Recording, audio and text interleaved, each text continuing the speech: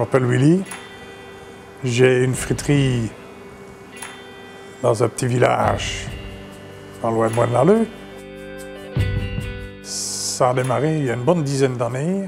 Quand je me promenais avec des amis, j'étais à la traîne. Je croyais qu'ils couraient trop vite, mais c'était moi qui avançais moins. Alors j'ai arrêté une première fois de fumer, pendant 4 ans. Ça a été bien, mais je sentais que j'avais encore un petit souci d'essoufflement. C'est à ce moment-là que j'ai été voir un pneumologue qui m'a donné les médicaments adéquats. Ça ne s'est plus amplifié jusque 3 ans après, quand j'ai recommencé à fumer. Là, j'ai vite perdu des capacités respiratoires parce que la première fois que j'étais à 57% et la deuxième fois que j'ai recommencé à fumer, je suis descendu à 23%. Et maintenant, 1 an après les 23%, je suis à 17%. Ça veut dire bien gérer quand on parle,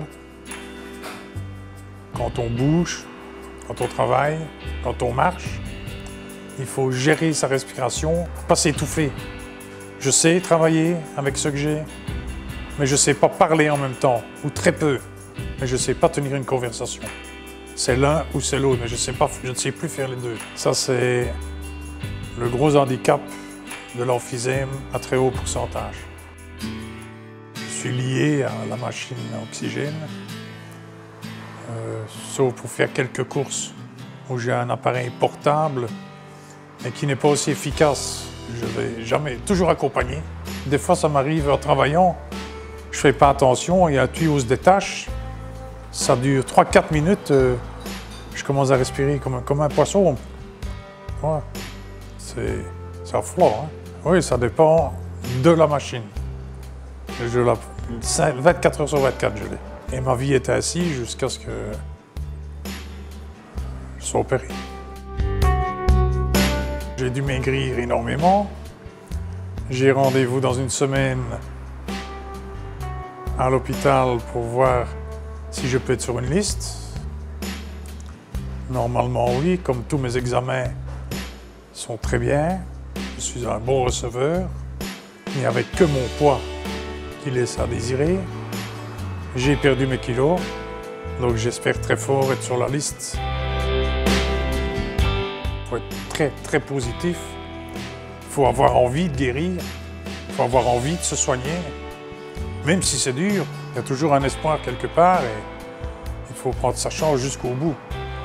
Si on reste sans bouger et que on ne se remue pas bouger, c'est mourir un peu. Hein.